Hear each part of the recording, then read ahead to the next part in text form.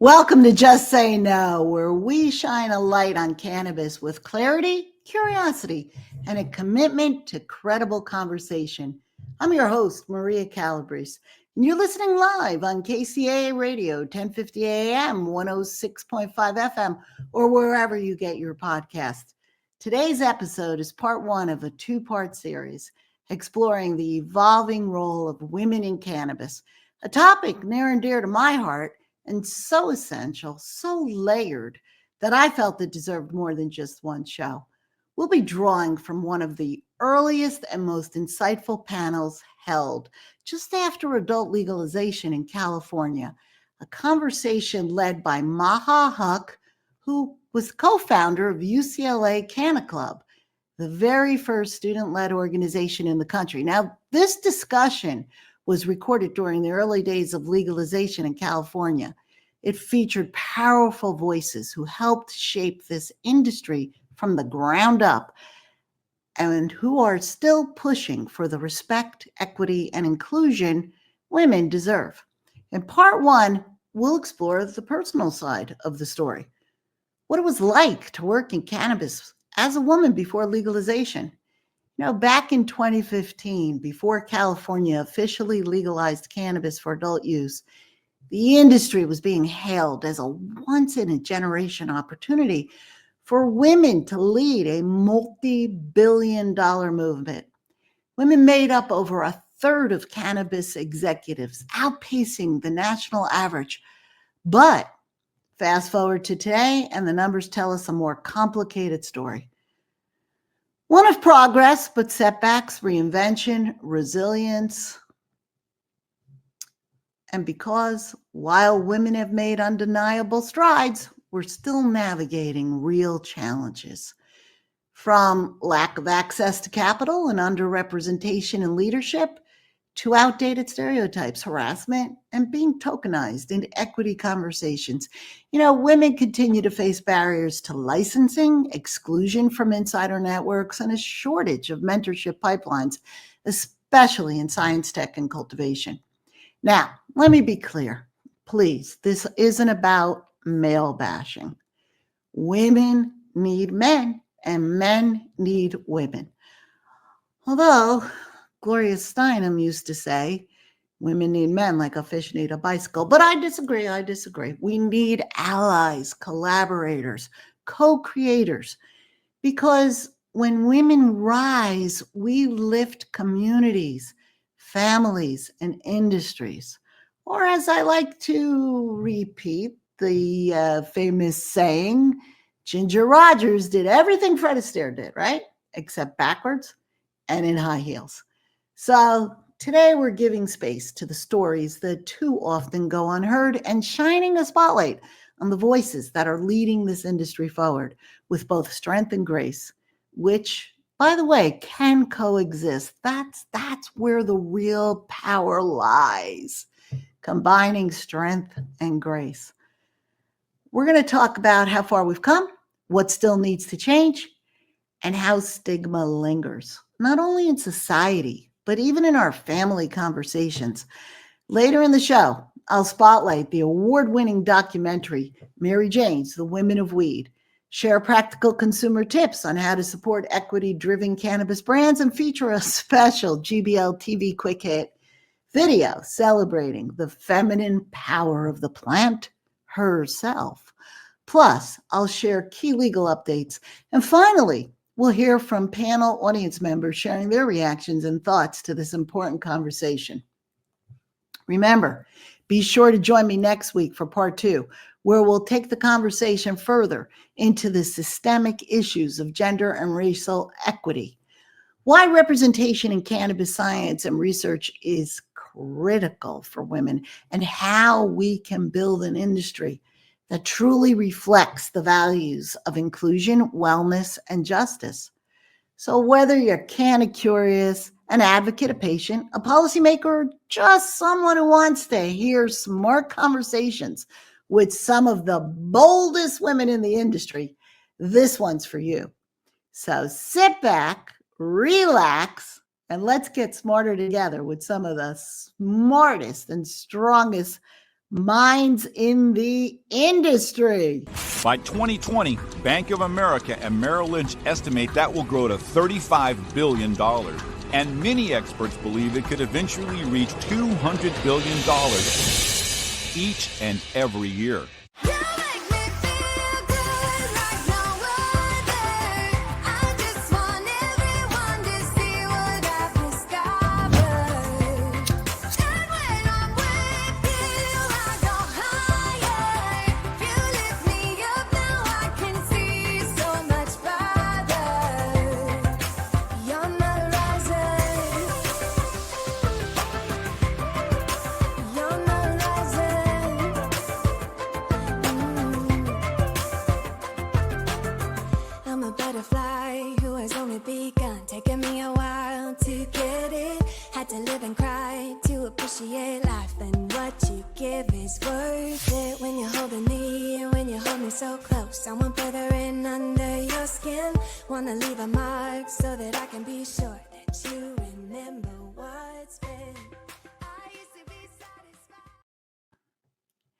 Before we dive into today's discussion on women in cannabis, I want to take a moment to highlight one of the most inspiring grassroots efforts to normalize cannabis education and empower the next generation of leaders in the space. Back in the early days of California legalization, a group of forward-thinking students at UCLA came together to launch Canna Club, the first student-led cannabis organization in the country. Their mission? To educate fellow students about the real career opportunities emerging in the cannabis industry, from science and research to business, law, advocacy, and public health. They wanted to destigmatize cannabis by replacing myths with information and help students have informed, meaningful conversations, even the tough ones, with their families and future employers. At the helm of this groundbreaking initiative was Maha Huck, who brought together a dynamic group of panelists who we're going to hear from today, including Ophelia Chung. Now, Ophelia is the founder of Pot Stock Images. Yep, we have pot stock images. And why is this important? Well, because Ophelia has worked to dismantle the one-dimensional and often harmful portrayals of women in cannabis culture, pushing for authentic, diverse representation. Think back. I'll tell you why this is important. Do you remember the days of green crosses on the storefronts? And the bikini-clad women on Venice Beach waving people into doctors' offices to get their medical cards? Women were often used as props, hypersexualized, gimmicky representations meant to attract male customers. What else is new? So cannabis is no different than many other brands, but let's stick with cannabis. So important to destigmatize it and crush these stereotypes and to represent it properly. So because these images, they reinforce the idea that cannabis was a party drug, not a plant with medical, therapeutic, or any cultural value, and certainly not a space for professional women. By launching Pot Stock Images, Ophelia created a much-needed alternative, a stock photo library featuring real people of diverse backgrounds, ages, body types, and identities. Her goal was to give media and marketers a way to portray cannabis users authentically, not through outdated or objectifying stereotypes. It serves no one. And then we'll be hearing from Dr. Brandy Cross, who's also on the panel. Dr. Cross is the founder of the Pot Lab. She's going to speak to the urgent need for more women, especially women of color, in STEM and cannabinoid science and cannabis research. She'll speak more in depth of that in part 2 of next week's episode, but we'll be hearing from her today. And Felicia Carbajal. Now, Felicia is a longtime community organizer and founder of Hi Felicia. Felicia grounds the conversation in the lived reality of the war on drugs and what criminalization meant for women before legalization. And of course, our moderator, Maha Huck, who, after founding the UCLA Canna Club, She has gone on to become a respected independent consultant for retailers, consumption lounges, brands, and events. Maha has led successful projects with multi-state operators and high-profile cannabis companies. She currently sits on the boards of the Los Angeles chapters of NORML and the Cannabis Chamber of Commerce and teaches cannabis science at Oaksterdam University in Oakland, California. Now, each one of these panelists is shaping the narrative of what women in weed really look like, reflecting on the role of women in cannabis and how far we've come in creating respectable, meaningful roles for women in dispensaries and beyond. So let's have a look and a listen. What are your major goals and objectives for this evening's panel? What you would love to see happen? Oh, wow. A lot, really. My major goal for the student group was to highlight women, and now we're finally doing it. So this is a goal in the making happening right now. But what I want is other girls to feel more empowered, females to be more empowered about this whole industry, about these women, and someone to look up to. And these women are great contributors, very inspirational, very empowering, and it all begins with education, and you are doing beyond your part to spark the conversation. Thank you so much. I really hope it does start some conversations, some dialogues within the students. I anticipate it will, and that's the goal. That's the start. Conversation, change, and a better world. Definitely. All right. Thanks. Well, we look forward to talking to you after the panel. Of course.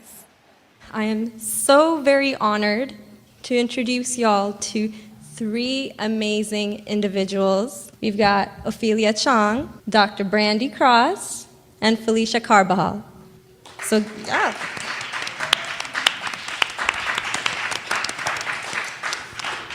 So, without further ado, I want to talk about my first experience walking into a dispensary.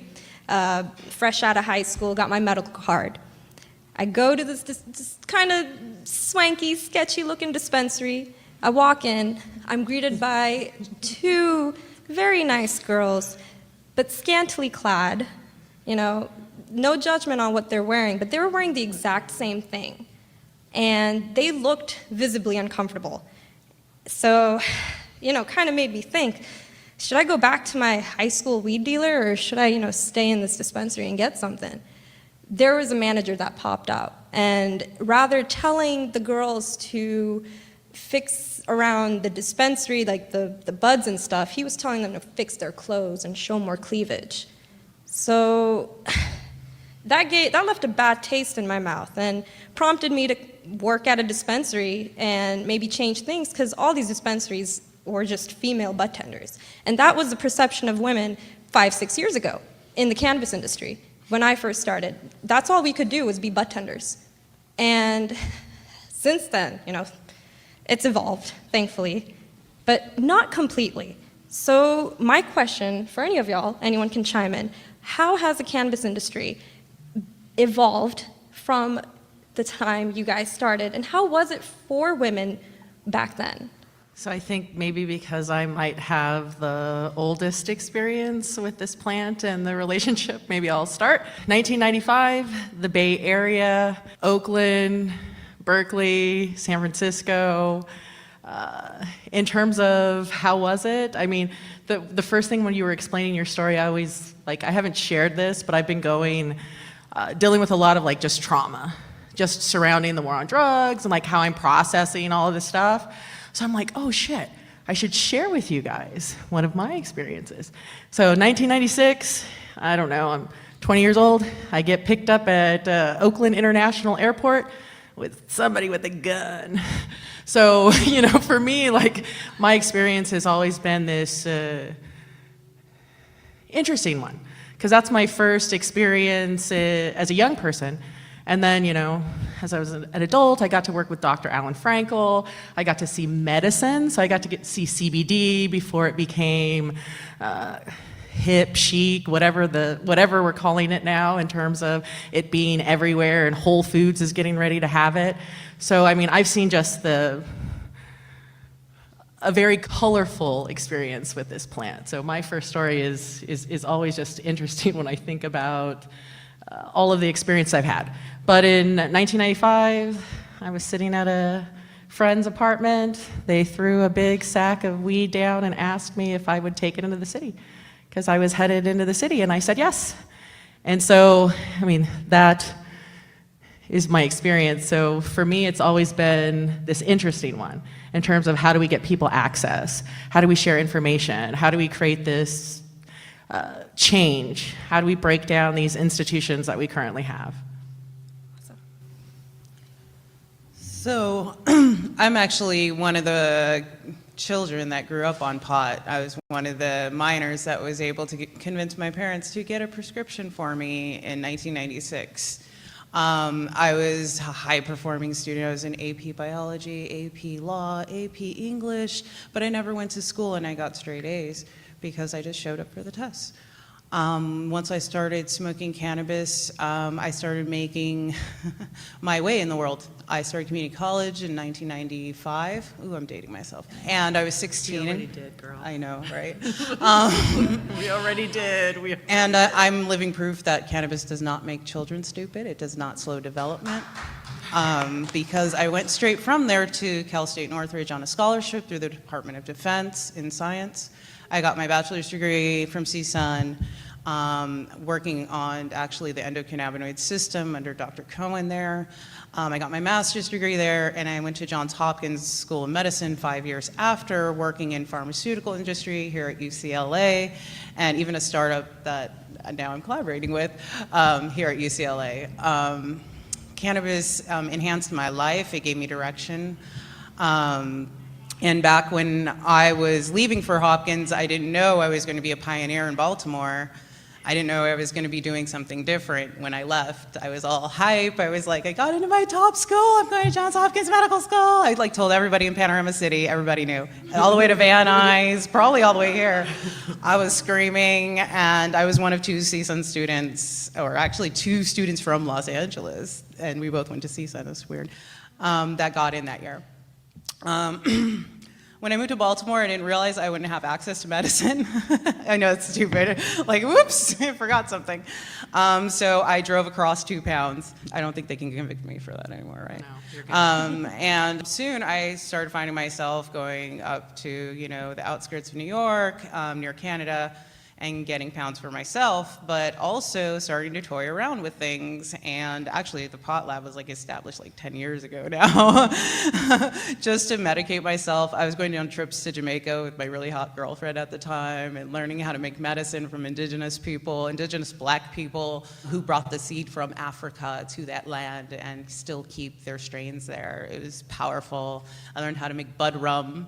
And I learned that that's not actually psychoactive because it's full of THCA, and there goes my thesis. So when I graduated and had this underground pot club in my apartment for 3 years, and the best Hopkins edibles you could get, was that cannabis was probably a vegetable. And so I started the pot lab officially to study the natural raw chemicals in cannabis and hemp plants, and hopefully establish nutritional guidelines for raw cannabinoids. So it's changed a lot. Now I see people getting into this industry money signs in their eyes, when it used to be people with tears in their eyes saying, this is all that works for me, I will die without this. People like me who cried at night with pain without it, people who needed access to this other thing. And I think without stepping up and preserving those boundaries and those limits around at least medical cannabis, we're gonna lose the health benefits forever. How is it being a woman in the cannabis industry from the time you started? And a little background on what you do too. My name is Ophelia Trum, and I'm not related to Tommy. So as a woman, I'm speaking from the point as being a mother, right? So I became a mother who was like, what the hell are you doing? To the apples, there's holes in them. To this is the best thing ever. And so and another part of that too, both my daughter and I are both sober. She doesn't partake anymore at all right now because she's still early in the process. But I have not had alcohol in 15 years. So actually being in cannabis was a really big, thank you. I'm not tempted anymore by margaritas. So being in cannabis was a big decision for me, and it was because my sister was dying. And so I needed to change what cannabis looked like. So I started the largest stock agency in the world that specialized in cannabis in Adobe. So as a woman, I started because I was a mother who was against it, to a mother who was for it, to a sister who insulted her own sister for using cannabis, and that's why I'm here. So as being a woman, that's why I'm here. So I went through all these stages. Nice. Well, to kind of piggyback off that, Ophelia, you advocate for cannabis education through your group, Asian Americans for Cannabis Education. So some of us students, were kind of scared to talk about even being part of this group. And we're scared of what our parents will think. As a mother, how do you bring cannabis advocacy in your own home? How do we introduce our parents, our families, to accept that we are either involved in the cannabis industry or medicate with cannabis or just use it recreationally? And especially as an Asian American myself, I had that struggle with my family, and they kind of had their reservations, but I sat them down. I'm an only child. I'm like, hey, you got to listen to me. This stuff is cool, and it also helps. Yeah, I'm it. It also helps. I've got a single parent mom. She works in cancer, so she was very open to learning more about cannabis on a medical level. But what advice do you have for some of us students, how we can talk about cannabis with our parents? Pretty easy for Asian Americans about money. Most of the Asian Americans are ancillary. We produce all your vapes, your packaging, your boxes, your paper, hang tags, everything. So we're heavily invested in ancillary. And so that's how you talk about it. So just talk about it, and talk about it in monetary terms about what you can do. So like research, advocacy, and bring more of the other facets of cannabis into it other than what they think it is. Awesome. So I want to loop back to the story I told you guys in the beginning. Just seeing spots with just female-only bud tenders, and just seeing females being disrespected in the cannabis space in general. So how are some ways we can address the issues that many young women are dealing with and have dealt with in the past when it comes to working in the cannabis industry? Because there's still illegal dispensary operators out there that are still just hiring females and giving them a certain uniform that they might not be comfortable with. So this is still going on. You can go on Weed Maps and find these dispensaries, because they're still running. They're not all shut down. What advice do any of y'all have for these young women, and for even women like me who have experienced this but who are just getting out and finally working more corporate but still experiencing the same type of dynamic from men, that we are below them in some way just because we're female? What advice do y'all have? Call them out. Yeah, applause for that. You were about to say something. God damn it, Felicia. It's happened before. Last time I did a panel. Other people will tell you to shut up, just talk louder. I've had other black people in the industry tell me, don't call that person racist. And I'm like, but they call me the N-word. So yes, we're going to screenshot this and everyone's going to see it. So, people will tell you there's no future.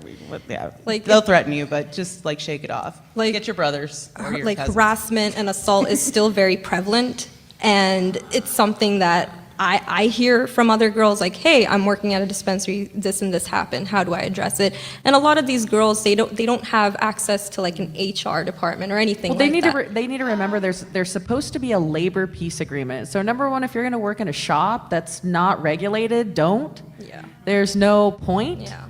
There's no future in any of that, even if they pay you well. What happens if there's a raid? Nobody gives a shit. You're going to be the one dealing with the consequences surrounding that. So that's my first thing is don't work in a shop that's illegal. And when I say tell, Like, sometimes you probably should reach out to the union. It's not just telling the workplace. There are other people that everybody you work with are held accountable to. We haven't been able, I mean, I would say, like, message the Board of Cannabis Control, but I can guarantee you in the city of Los Angeles, if you were to email Kat Backer and tell her something like this because she regulates everybody who's licensed, something will happen.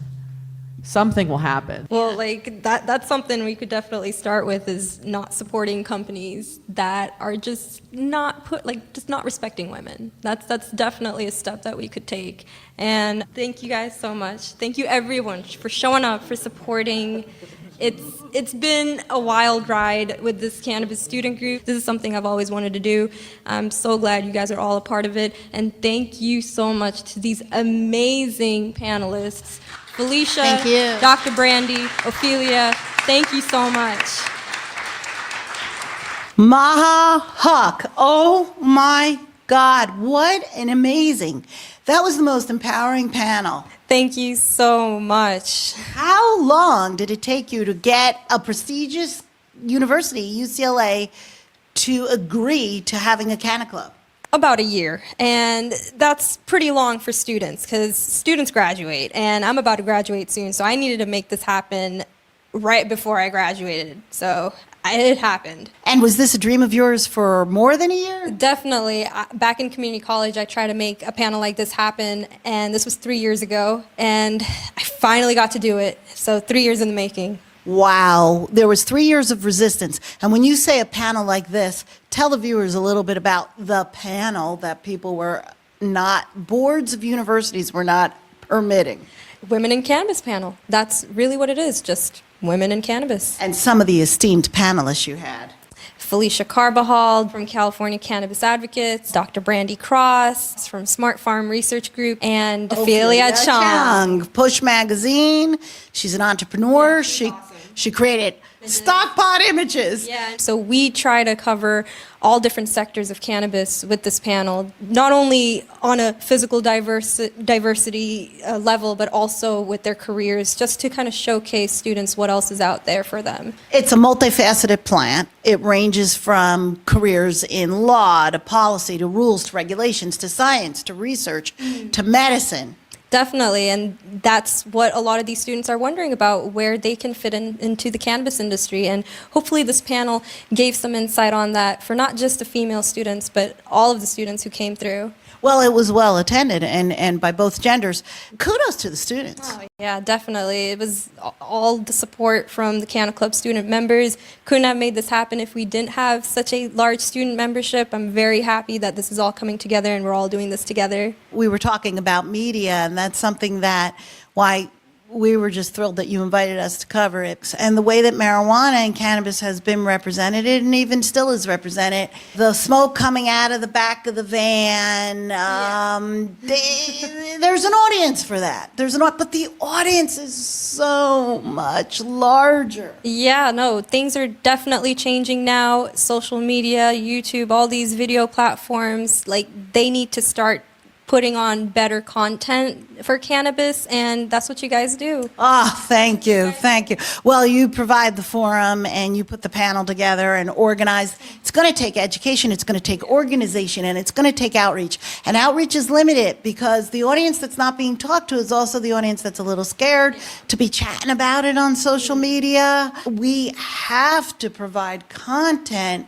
to inspire and empower conversation, and then we have to find distribution that's brave and not looking for shock value. The numbers will be there. If you build it, they will come. Definitely, that's what we're trying to do at Canna Club, and with your guys' help at Green Bee Life, that's how we're achieving it. Well, it's not a plant to be marginalized. It was misrepresented. It was persecuted. And it just, there's so much, and there's such a need for research so that we can, there is data out there too. The National Health Institute has a complementary medicine area that has data, but how to get the data to the patients, to the doctors, to the hospitals. Educate, educate, educate, educate. Talk about it. Open up a dialogue and bring on some professionals, healthcare professionals, researchers who are actually researching on this very content. Students need to be more exposed, not just students, everyone else. They just need to be more exposed, and that's just something we're trying to do here, and you are trying to do the same as well. And with combined efforts, we can get further than we are now. And you are helping that to go along. So, describing tonight in a word, what would you say? Beautiful. Beautiful. Thank you. Thank you.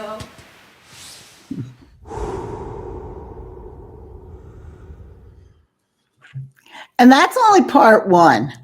It's a powerful, powerful, powerful panel to hear firsthand what it meant to be a woman in cannabis before the industry started to gain legitimacy, and how even now there's still work to do. From fighting for dignity in dispensary jobs to navigating family conversations, these stories are more than anecdotes. They're roadmaps for the next generation.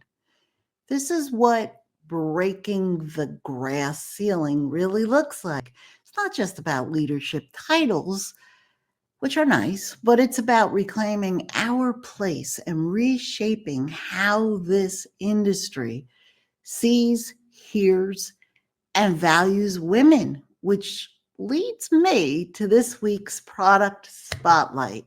Speaking of women and Mary Janes and Mary Jane moguls, I want to highlight a documentary in this week's product spotlight that truly captures the spirit of today's discussion. Mary Janes, The Women of Weed. If you haven't seen it, you need to put it on your list. It is a must see. It's an empowering film. It was directed by Wendy Borman. Now, she profiles a dynamic group of female entrepreneurs, affectionately called Puffragettes, who are reshaping the cannabis industry. Featuring influential voices like Melissa Etheridge, the documentary explores how women are not only participating in the space, but they're leading transformational change. I had the good fortune to attend the film's world premiere at the first ever Cannabis Film Festival in Palm Springs. And it cannot be overstated how well done and important this documentary is. When we come back from a quick break, I'd like to share an exclusive Green Bee Life interview with the film's writer, director, and producer, my favorite Mary Jane mogul, well, one of them, Wendy Borman, that I promise you are not going to want to miss. Did you know THC and CBD are just two of more than 100 cannabinoids? At Green Bee Life, you can watch GBL TV with an evolving slate of original programming. I'm going up. From a diverse group of on-air personalities. I want my GBL TV. Where we cover everything from pets to wellness, compliance, social equity, culinary arts, sustainability, and much, much more. You can learn from articles on our journal. And you can shop on Know & Go for carefully curated, high-quality products for a conscious lifestyle. Watch, learn, shop. Green Bee Life, changing the way the world sees green.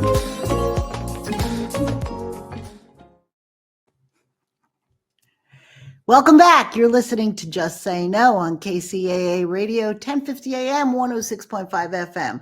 I'm your host, Maria Calabrese, and today we're discussing the evolving role of women in cannabis that is rife with as many challenges as possibilities. Up next is my exclusive interview with Wendy Borman, one of my all-time favorite Puffragettes, Mary Jane moguls, producer, writer, director of the award-winning documentary Mary Jane's The Women of Weed. All right, let's have a look. Cannabis is the intersection of a couple of core values. So it's social justice, sustainability, and gender parity. Hey guys, Emily Plezak here from Green Bee Life alongside Maria Calabrese and our wonderful guest, Wendy Borman, who is a wonderful filmmaker here that we're going to be able to see her film tonight here at the first ever Cannabis Film Festival here in Palm Springs. Yes! So Wendy, tell us a little about the Puffrajette movement. There's lots of cute terms out there. I mean, like Mary Janes and Women of Weed and Ganja Girls and all of these different things. But I just didn't feel like anything did their work justice. So we decided to make up a word. So we blended pot plus suffragette and we created Puffrajette. It's strong. Very strong. Thank you. And we have an image to go along with that. So that's the Puffrajette tattoo. Yes. Yes, these are temporary tattoos, so everybody can get one who comes to the screening. That's nice enough to have as a permanent. Can you give us a little sneak peek of some of the women covered in the movie? Well, the fabulous problem I had is there are so many women in cannabis today, and it was a difficult task to try to narrow it down. So what I tried to do was create a really great cross-section of all the types of women involved in the industry. So we looked at ages, ethnicities, sexual orientation, geographical distribution, what segment of the industry. So we have 40 women represented in the film from 10 different states. And I felt that as a filmmaker, we have a social responsibility to show that it's possible for women to come into this space. So Gina Davis says, if you can see it, you can be it.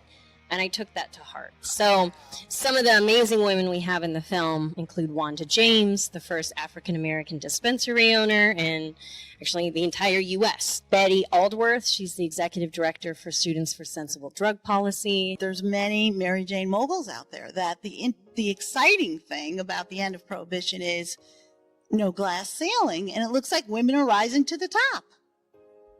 Definitely, and that's actually what got me interested in cannabis. I was not a cannabis user when I decided to do a film about women in the cannabis industry. So what piqued my interest was hearing that 36% of senior leadership in the cannabis industry was women, and the national average is 22%. So back in 2015, there was something about cannabis that was attracting more women. And I realized when I talked to over 100 of them that there were two reasons women were coming to cannabis. So the first is women are smart. Right? Shocker! We see the same opportunity that everybody else sees in cannabis. And part of that for us means we can create the company and be the CEO, be the founder. We don't have to be the senior vice president of something and all these dudes are promoted above us. So that's the first opportunity. And then the second opportunity for women is they get to create products that fit into their lifestyle. We're not necessarily interested in the tallest bong ever built or the most THC so you can just sit on a couch for 3 days and not do anything. We've got shit to do in our lives, in our communities, in our families. So who better than women to create products for other women? And that's what we're seeing. We have women in East Coast and California who helped draft the legislation that those states got to vote on in 2016. I was going to ask, because you said women from 10 states. How many states are actually legalized to have cannabis? Where are these women coming from? Are they coming from states where it's still under wraps and they don't really know, when it's going to be legalized? Well, we filmed in 2016, and so part of what we were doing was following some of these key elections. So we actually filmed on election night in Massachusetts and California. Funny story, we actually had a different trajectory for the film. We initially thought we were going to have the first female president, women are leading the first billion-dollar industry, sky's the limit, girl power, go get it, right? And so on election night, everyone went, yay, cannabis! And then the country fell off a cliff. So people were crying. We couldn't use that footage. You can't end a movie on a down note like that, right? So we went back to the drawing board and we realized that it really came down to these three core values that we talk about in the film. So that's gender parity, social justice, and environmental sustainability. And that became the structure for how we put almost chapters together in the film to kind of lead the audience on this journey.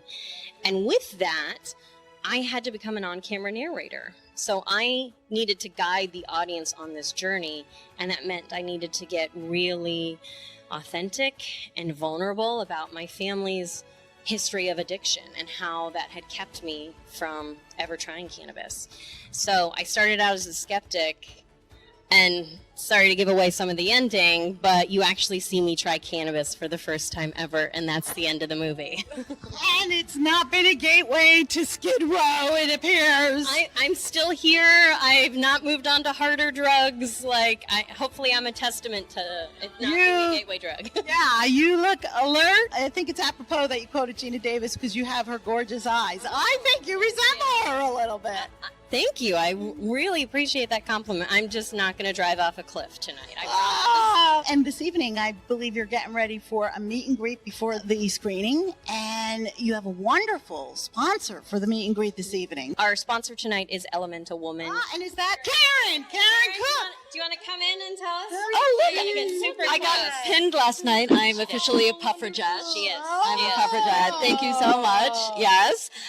So Elementa is a national women's cannabis conversation with over 25 chapters now. Fantastic. Well, I have to say, we need more filmmakers like Wendy and people like you who support those filmmakers, because I think what Wendy's going to prove is that you're producing content that says something, doesn't just make noise. And I think you're going to show that that's also entertaining and marketable, right? At the same time. Absolutely. And I really appreciate that. We're an indie film, so we fundraise, we did distribution, all of that is on us, right? And so word of mouth marketing is so important. You guys are the mouths. So if you like this conversation about women leading cannabis, please tell your friends. Please support the film. We're at maryjanesfilm.com and at maryjanesfilm on Facebook, Twitter, and Instagram. So we're on this grassroots screening tour right now. So check out our website and see if we're coming to a town near you. This is the type of content that Green Bee Life likes to distribute and bring to discerning audiences. I can't wait to see in the movie the effect it has on you when you took that first puff. Thank you so much. Please come join the film tonight, and we'll see you on social media. Thanks, everyone. Thanks. You should care because it's going to bridge a gap between cannabis, commerce, and the community. This is an industry that was born of a movement. But with that, not surprisingly, comes responsibility and accountability like any other industry. The greatest harm that's associated with marijuana is actually the prohibition of marijuana and the laws that have been created around it. We're having legitimate conversations about the failure of the war on drugs. It is the door that you take your foot and you bust it down. So we're a movement, an industry, and consumers that are all working together. I realized I wasn't just starting a business, I was joining a revolution. We got the power! I believe walking the walk is the most powerful thing I can do. I feel like I have more questions now than when I started.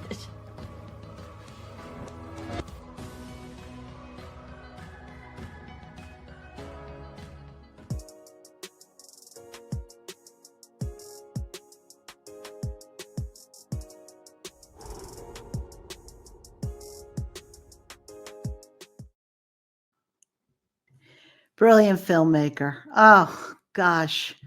That is a powerful, powerful film. And it just shows the faces of women in cannabis. 3 core values Wendy talked about: gender parity, social justice, and environmental sustainability. So take that, Schedule 1 baloney, phony baloney, crazy war on drug stuff. Anyway, you can stream Mary Jane's The Women of Weed on multiple platforms, including Canopy. Now, Canopy is accessible through many public and university library systems. It's also available to rent or buy. I strongly recommend buying it. You're going to want to share it. You're going to want to watch it. It tracks time. We'll see how this industry grows and evolves. You can rent or buy it on Amazon Prime Video, Apple TV, Google Play, Vudu, and even Tubi, where you can watch it for free with ads. I highly, highly recommend checking it out. It's an eye-opening film that's as educational as it is entertaining, and it's empowering, okay? Like, share, subscribe. Wendy Wendy continues to produce some amazing content and live events for thought leaders that entertain, empower, and engage their audiences to create global change.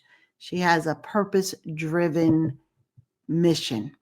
Her films have screened at Sundance, the United Nations. They've garnered Best Documentary and Visionary Awards on festival circuits. In fact, she won the Best Documentary at the first ever Cannabis Film Festival that I attended. And she's been featured in Variety, the Associated Press, the New York Times, Washington Post, Forbes, ABC, and even our very own NBC, to name just a few. Hey, if you want to get in touch with Wendy, she's at wendyborman.com. wendyborman.com. WINDYBORMAN.com. And Wendy, if you're out there, I look forward to having you on our show. I really look forward to having her on our show. So I'm going to pivot now to today's consumer tips and insights. I want to talk about one of the most impactful ways we could all support gender equity in cannabis with our dollars, with our wallets. When you choose to support women-owned and gender equity-focused brands, you're doing more than making a purchase. You're investing. You're investing in an industry that reflects the values of inclusion, wellness, and empowerment. Your values. So, how can you tell if a cannabis brand is walking the talk? Well, here's a few tips. Do a little research. Look for brands that are transparent about their leadership teams and company values. Many will proudly list their founders and highlight their equity commitments right on their websites or their packaging. Check for certificates or partnerships, certifications or partnerships. You know, some brands, they participate in social equity programs. They're members of organizations like Supernova Women, Women Grow, or the National Cannabis Industry Association's Diversity, Equity, and Inclusion Committee. That's the NCIA's Diversity, Equity, and Inclusion Committee. So, or if they're certified by BIPOC or women-focused business networks. Ask at your local dispensary. Don't be afraid to ask your bud tender which products are made by women or equity-driven companies or women-led companies. The more customers ask, the more retailers pay attention. Follow and share. Support isn't just financial.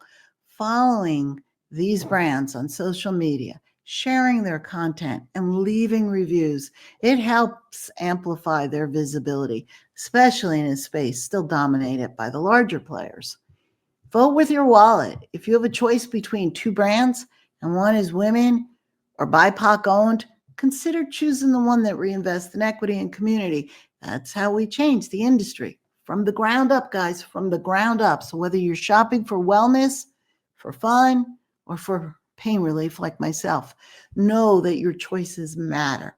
And when you support equity-minded brands, you're helping grow an industry that's more fair, more diverse, and more reflective of all of us, right?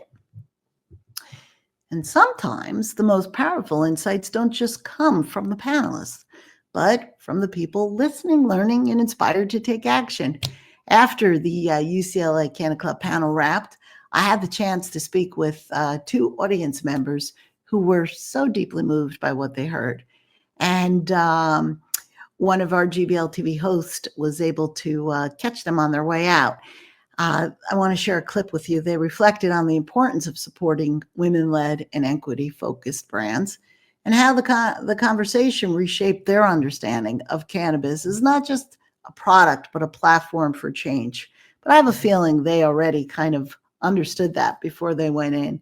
So let's have a look and a listen. Hey guys, I'm Emily Ann Plezak from Green Bee Life, the host of Buzzcast, and we're here at UCLA at a wonderful panel of women in cannabis. And I have two amazing women here who are destigmatizing the plant one step at a time. I've got Chella and I've got Kimberly.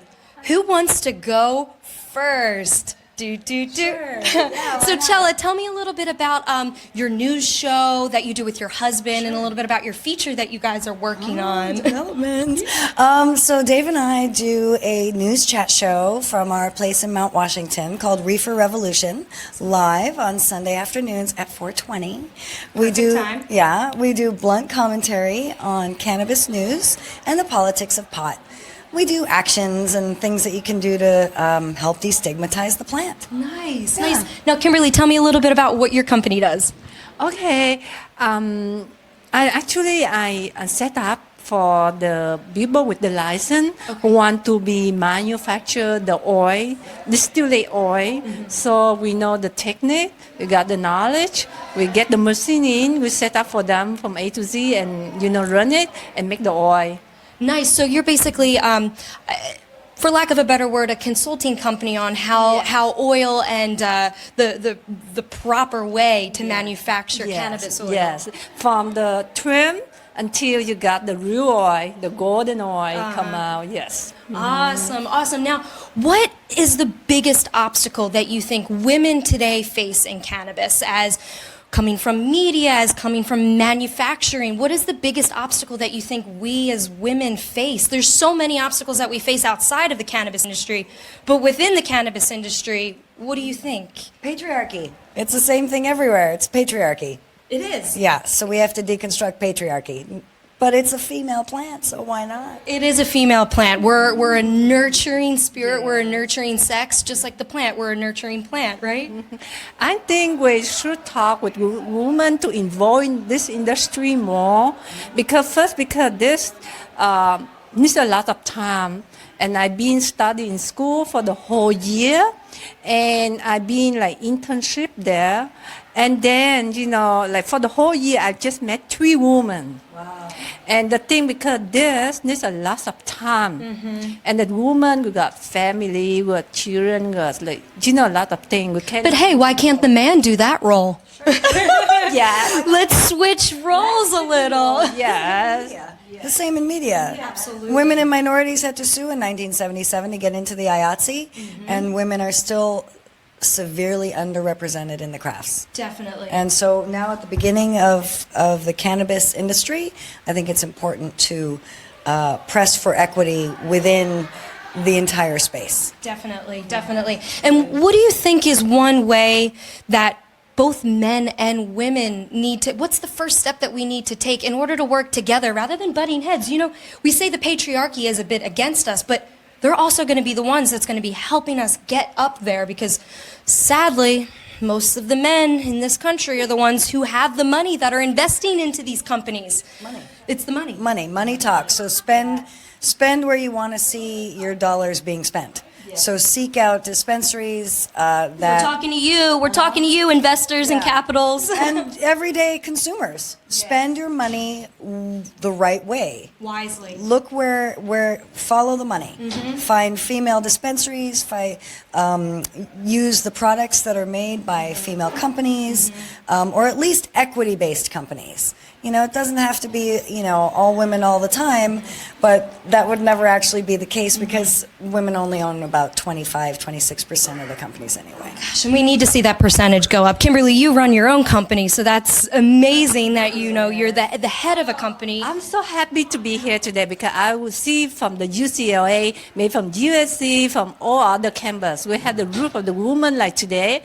We're getting there. We are. Believe it, we're getting there in the next couple of years. And I'm so happy that women to involve it. We need to get some Rex back. Yes, I know, seriously. Because as much as you're going to respect a woman, you got to respect the female plant. That's what cannabis is.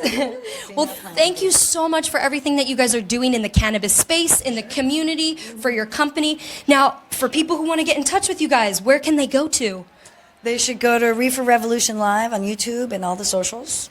Awesome. Check them out. And for Kimberly, where can they get in touch with your company? Oh, I have the phone number and maybe later. Okay, we'll make sure we get that information to you. If you want to get in touch with Kimberly, just let us know at Greenbee Life. Awesome. Well, women empowerment, we got this, ladies. Free the people.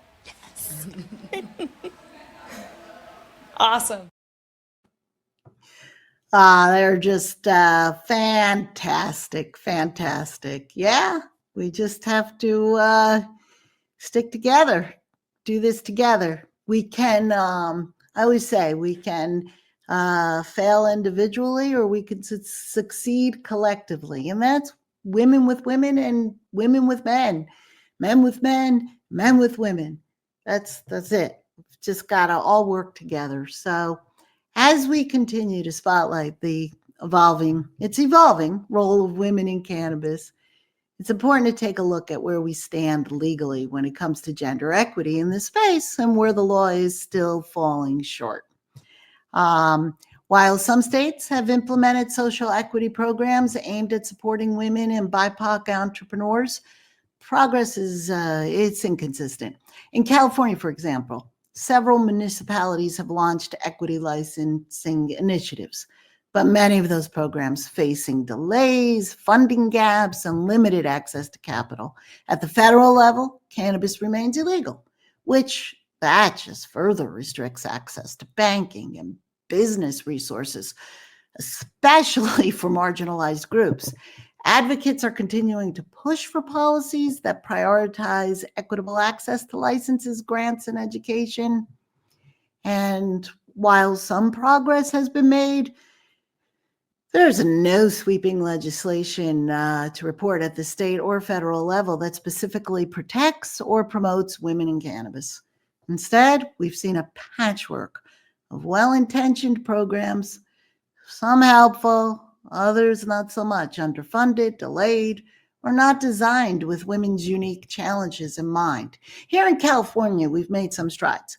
The California Cannabis Equity Act that established funding and support for communities disproportionately impacted by the war on drugs, and Assembly Bill 141 that passed in 2021.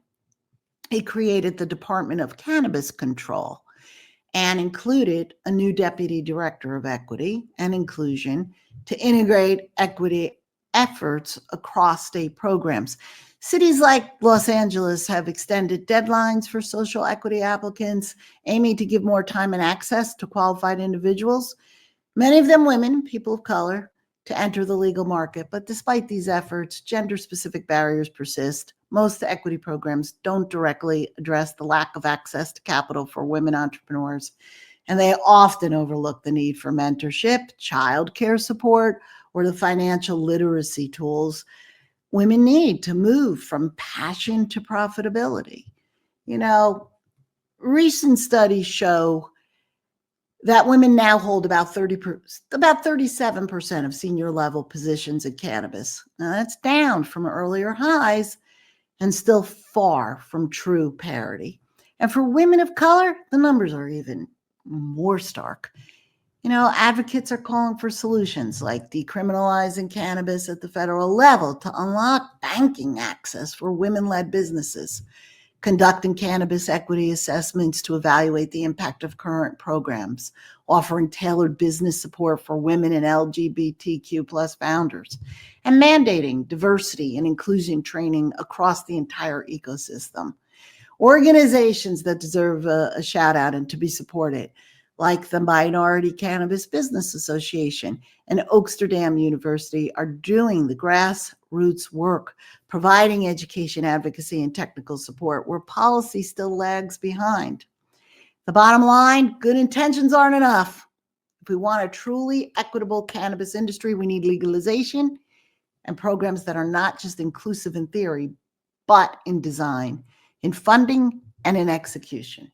So if you want to support change, pay attention to local policy meetings, equity program updates, and consider supporting organizations that advocate for inclusive legislation.